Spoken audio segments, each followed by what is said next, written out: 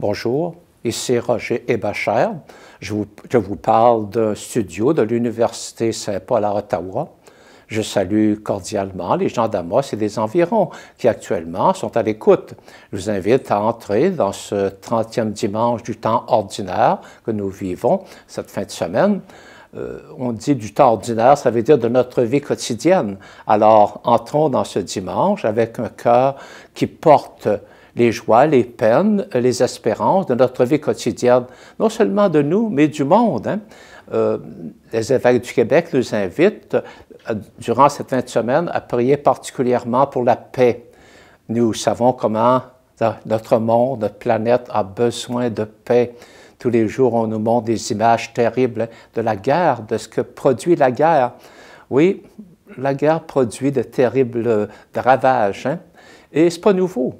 Le premier texte que nous allons lire part d'une situation où tout un peuple a été déporté, a été massacré, et les restants en Israël, à Jérusalem, eux, sont devenus des réfugiés un peu partout.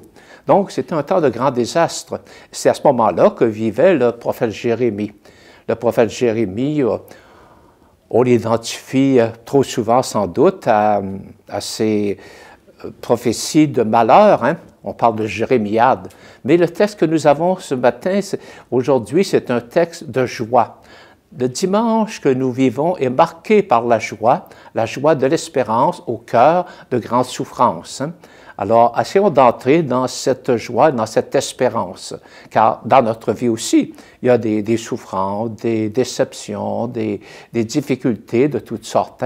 Alors, penchons-nous sur ce texte. D'abord, il faut vraiment écouter la parole, l'accueillir, la laisser pénétrer en nous. Vous voyez, c'est un texte du prophète Jérémie. On sait que Jérémie était un homme timide, un homme qui avait de la difficulté à reconnaître qu'il était vraiment envoyé de Dieu, mais par ailleurs, il ne pouvait pas faire autrement. La parole de Dieu l'habitait, c'était un feu en lui, il ne pouvait pas la contenir.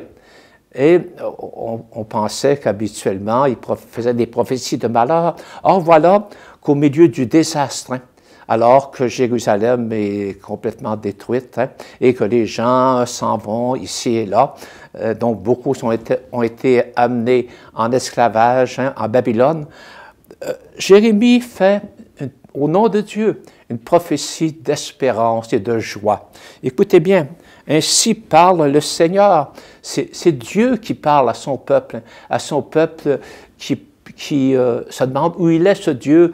Est-ce qu'il les écoute encore? Donc, c'est Dieu qui parle à ce peuple et qui lui dit « Poussez des cris de joie pour ce peuple, pour Jacob », ça veut dire pour le peuple, les descendants d'Abraham, d'Isaac et de Jacob. Acclamez cette nation qui a été choisie par Dieu. Donc, Dieu invite ce peuple qui peut être très pessimiste à crier de joie, à crier de confiance, à être sûr qu'il a de l'avenir. Faites résonner vos louanges et criez. L'insistance est très forte. Criez, il faut crier. Crier la joie. Elle doit jaillir de notre cœur. Pourquoi crier cette joie? Dieu, le Seigneur, sauve son peuple. Ce reste qui semblait ne pas avoir d'avenir, il en a. Dieu sauve son peuple. Et voilà que Dieu se présente lui-même comme un berger qui rassemble un troupeau qui est dispersé. Voici que je les fais revenir du nord, que je les rassemble des extrémités de la terre. Un bon berger guette ses brebis. Et quand elles se dispersent dans la brume, dans le brouillard, dans les prés, près des rivières et dans les bois, il les rassemble. Il les ramasse, il les ramène ensemble et il les guide vers des lieux de sécurité. Voici que je fais revenir mon peuple. Et le peuple d'Israël avait été coupé en deux à la suite du règne de Salomon. Son fils n'avait pas été très habile en politique et le royaume s'était divisé en deux, le royaume du Nord et le royaume du Sud. Dieu promet de rassembler en un seul royaume tous ces peuples du Nord et du Sud. Et cette façon de guider son peuple sera une façon de tendresse, d'attention, de sollicitude, de présence, de proximité. Hein?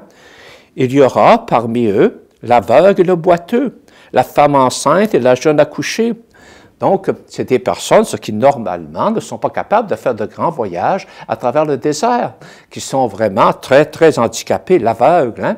Il ne sait pas où aller. Le boiteux, ben, ça avance pas. Hein?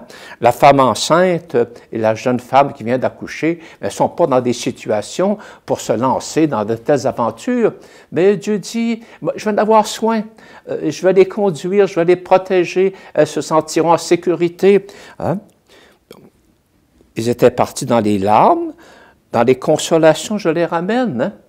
Donc, Dieu console son peuple. C'est une belle parole de consolation qui nous est donnée aujourd'hui. Accueillons-la. On a souvent besoin dans notre vie aussi de telles paroles de consolation, de certitude que j'ai beau être faible, j'ai beau me sentir aveugle, ne pas savoir où aller, j'ai beau me sentir boiteux dans ma vie chrétienne, spirituelle, morale, j'ai beau me sentir incapable de faire de grands progrès. Dieu est là. Dieu ne m'abandonne pas. Hein? Ils étaient partis dans les larmes, dans les consolations, je les ramène. Et je vais les conduire, je vais les conduire aux eaux courantes. Parce que quand on traverse un désert, hein, c'est très important de savoir où sont les points d'eau, où sont les puits. Hein? Autrement, on meurt. Alors Dieu dit non, ils n'ont pas à avoir peur, je vais les conduire là où il y a l'eau, ce qu'il leur faut pour vivre, hein, pour vraiment grandir, s'épanouir. Par un bon chemin, je les conduirai, de sorte qu'ils ne trébucheront pas. Hein? Bon. Et Dieu, finalement, donne la raison. Pourquoi est-ce qu'il parle ici? Écoutons bien cette déclaration bouleversante. « Car je suis un père pour Israël. » Éphraïm, donc le peuple du Nord, hein, Éphraïm est mon fils aîné. Je suis un père pour Israël. Cette parole est l'écho de bien d'autres paroles que l'on trouve dans l'Ancien Testament, où Dieu dit, à travers cette image hein, de la paternité et de la maternité d'ailleurs aussi, hein, comme on le voit dans certains textes, hein, Dieu dit ainsi sa proximité, son attention, son soutien, la fidélité de sa providence, la fidélité de l'alliance qu'il a faite avec ce peuple. Une fidélité qui jamais ne se démentira, quelles que soient les apparences. Hein. Souvenons-nous de quelques textes. Hein. Je t'ai aimé d'un amour éternel. Mon amour pour toi ne s'enlira jamais. Cet autre texte. As-tu déjà vu une femme qui oublie son petit, le fruit de ses entrailles? Même si tu en trouves une, dit Dieu, moi je ne t'oublierai pas. Et on pourrait relever encore beaucoup d'autres textes comme ça dans l'Ancien Testament qui annoncent ce que Jésus nous révélera, que Dieu est non seulement le Père du peuple en le rassemblant, mais que Dieu est le Père de chaque être humain qui croit en lui, Jésus. Comme le dit lui-même l'Évangile de Jean, Dieu a tellement aimé le monde qu'il a envoyé son Fils. Toute personne qui croit en Jésus devient enfant de Dieu et peut appeler Dieu Père, Abba, Papa. Hein? Et c'est Saint Paul qui nous dit que l'Esprit Saint en nous, dans notre cœur, nous fait crier ce nom. Hein? Voilà un beau texte hein, où la joie est mise dans une situation très difficile. Passons à l'Évangile, où c'est très, très semblable, hein, pour bien nous dire que c'est notre vie quotidienne aussi. Hein. Dans l'Évangile de Saint Marc, ce qui précède ce texte, hein, c'est que Jésus s'est mis en marche vers Jérusalem, la Pâque approche, et cette Pâque sera celle de sa mort, hein, sur la croix. Et ses apôtres suivent, et comme c'est la fête de Pâques qui approche, il y a beaucoup d'autres mondes aussi qui font le voyage avec une sorte de pèlerinage en groupe à Jérusalem. Hein. Et durant ce voyage, par 3 fois, Jésus annonce à ses apôtres hein, ce qui l'attend, qui va être rejeté, méprisé, livré aux païens et crucifié finalement. Mais il ajoute toujours, mais le 3e jour, il ressuscitera. Les apôtres sont pas capables de comprendre ça, ne sont pas capables d'écouter ce message. Et tout ce qu'ils retiennent, c'est que Jésus, celui qui a fait tant de miracles, hein, celui qui parle si bien, c'est vraiment le Messie attendu, celui qui est promis comme descendant de David, hein, le fils de David, c'est sûrement lui. Donc, il va instaurer son règne à Jérusalem, il va avoir un trône, hein, il va être puissant, et puis les apôtres se battent pour avoir des bons postes hein, dans son gouvernement. Bon, ministre des Finances, ministre, je ne sais pas quoi, là. En tout cas, bon, il y a des chicanes entre eux autres. Jésus est obligé de les rabrouer un peu, puis leur dire, ben là, parmi les grands de ce monde, hein, ils imposent et font sentir le pouvoir. Il ne doit pas être ainsi entre vous. Hein. Au contraire, celui qui veut être puissant, qu'il se fasse petit. Celui qui veut être le premier, qu'il se fasse le dernier et le serviteur de tous et qu'il donne sa vie quotidienne pour les autres, dans l'amour. Hein. Les apôtres ne comprennent pas, mais enfin, ils continuent à suivre Jésus et voilà qu'ils rentrent à Jéricho. Jéricho, qui est une ville pas très loin de la mer Morte, qui est sur la route vers Jérusalem, à peu près une trentaine de kilomètres de Jérusalem. Jésus, donc, est entré avec un gros groupe là, à Jéricho, et voilà, comme on dit, maintenant, Jésus en sort, il reprend le chemin vers Jérusalem, donc vers la mort, hein, sur la croix. Et ses disciples, une foule nombreuse, le suivaient, avec peur, avec hésitation, surtout les apôtres. Hein. Ils ne comprenaient pas ce qui se passait. Pourquoi que Jésus leur disait des paroles aussi dures hein, et qu'il essayait de les réveiller de leur inconscience. Hein. Ils ne comprenaient pas. Donc, voici que, en marchant ici, vers la sortie de la ville, il y a là, sur le bord du chemin, là, en marge du chemin, dans le fossé, on dirait aujourd'hui, là, un aveugle mendiant. Un mendiant, il est aveugle. Il est aveugle, il ne peut pas gagner sa vie. Et la seule façon qu'il a, c'est de mendier, mais par le fait même, ça le met en marge de la société. Hein? Il est un marginal, et un marginal méprisé, qui pourtant est très bien connu du coin. Hein? On est habitué de le voir là. Bon, ça, on sait même son nom. C'est très rare dans les évangiles qu'on nomme de son propre nom un personnage. Hein? Celui-là, il s'appelle Bartimée, ça veut dire le fils de Timée. Timée doit être connu dans le milieu. Hein? Bon, alors le fils de Timée, qui est toujours là, dans le fossé, en train d'achaler le monde, hein, en quêtant. Bon, alors les gens, ça les agace. Hein? Et surtout, ceux et celles qui arrivent dans ce cortège en s'en allant vers Jérusalem, ils ont à leur tête un prophète très important, un enseignant qui a beaucoup de pouvoir. Et voilà que Timée apprend que celui qui arrive, là, c'est Jésus de Nazareth. Il se met à crier à plein poumon. Hein? Qu'est-ce qu'il crie? Jésus, fils de David, aie pitié de moi. Ah, il crie. C'est le seul moyen qu'il a pour communiquer. Hein? Il ne voit pas, mais il sert du moyen qu'il a, de sa voix. Et sa voix est puissante et forte. Hein? Mais les gens, là, le rebrouent, le renvoient. Arrête de déranger notre maître. Voyons donc, il est tellement important, puis toi, tu n'es rien, là, tu es dans le fossé, tu n'es pas important. Hein? Il le méprise. On dit beaucoup de gens l'interpellaient vivement pour le faire taire. Mais, au contraire, plus on voulait le faire taire, plus il criait fort. Hein? Il criait de plus en plus. « Fils de David, aie pitié de moi. » Remarquez le titre qu'il donne à Jésus. Hein? Par 2 fois, il reprend ce titre, « Fils de David. » Hein? Ça veut dire que ce pauvre mendiant a compris hein, qui est Jésus beaucoup mieux que ses apôtres. Hein? On dit qu'il était aveugle. En fait, ses apôtres qui étaient aveugles, ils n'étaient pas capables de voir le mystère de Jésus. Hein? Mais lui, par un cheminement intérieur, hein, souvent les aveugles sont beaucoup plus voyants que ceux qu'on appelle les bienvoyants. Hein? Il discerne, il entre dans ce mystère que Jésus et il crie « Fils de David ». Donc, c'est un acte de foi envers Jésus. Hein? Il le reconnaît comme le Messie promis par Dieu depuis des générations et des générations, fils de David.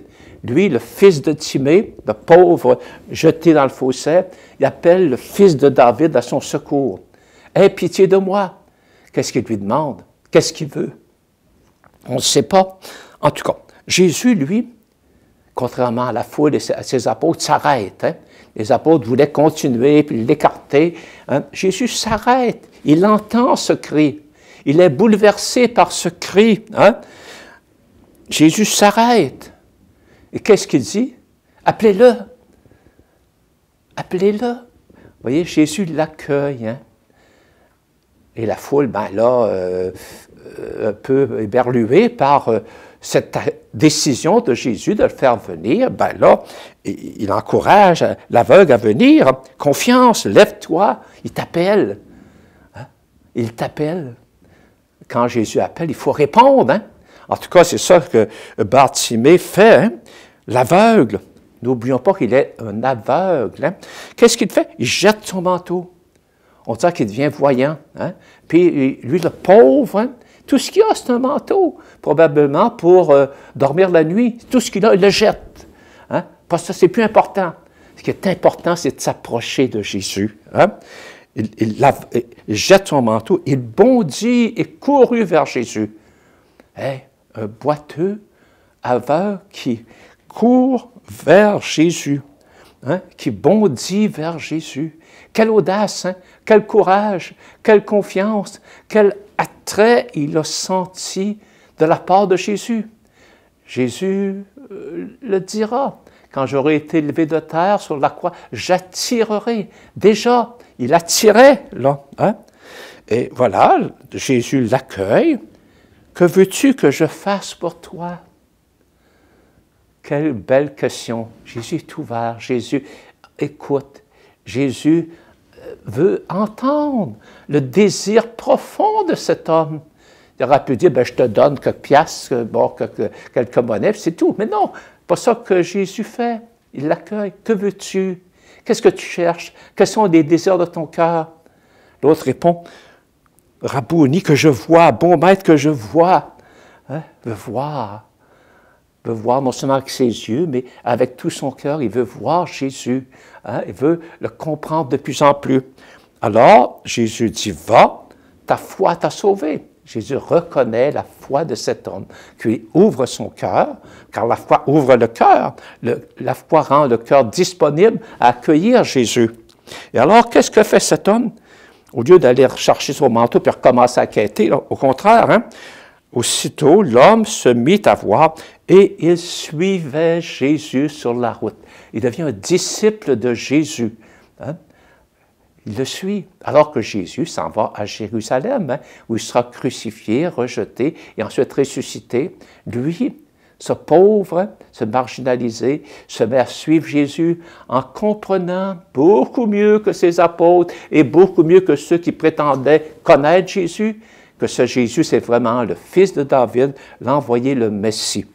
Dans la deuxième lecture, on va un petit peu plus loin dans la connaissance de Jésus, en nous rappelant que Jésus, c'est vraiment le médiateur entre nous, les humains, nous, tels que nous sommes, hein, avec nos faiblesses, nos limites et nos péchés, entre nous et Dieu le Père. Il est là pour nous réconcilier avec le Père, pour de plus en plus nous faire comprendre et nous inviter à vivre comme des enfants de Dieu. Hein? Et on insiste pour dire ici que cette mission de Jésus, ce n'est pas donné lui-même. C'est vraiment Dieu le Père qui l'a envoyé dans notre monde pour justement qu'il nous fasse cette grande révélation que Dieu est notre Père, que nous sommes ses enfants bien-aimés et qu'il nous guide dans ce chemin de la confiance, de l'abandon total entre les mains de Dieu, comme il le fera sur la croix. En Jésus, ça conduit à la résurrection, à la joie, à l'éclatement de joie de Pâques. Hein? C'est le même chemin que nous sommes invités à prendre, suivre Jésus, en croyant de tout notre cœur que ça va nous conduire vers cette joie dont nous avons tellement besoin dans notre cœur, cette libération de nos peurs, de nos inquiétudes, un épanouissement total de nos désirs dans cette joie d'être chez nous avec Dieu, notre Père, pour toujours. Alors, je vous souhaite donc une bonne journée de ce dimanche et une bonne semaine. Et surtout, n'oublions pas, là, la guerre continue sur notre planète, est souvent très proche de nous, dans nos familles et tout ça, des petites guerres. Prions pour la paix. Prions pour que cette paix que Jésus est venu apporter, lui qui est le prince de la paix, soit accueillie par beaucoup. Bonne semaine.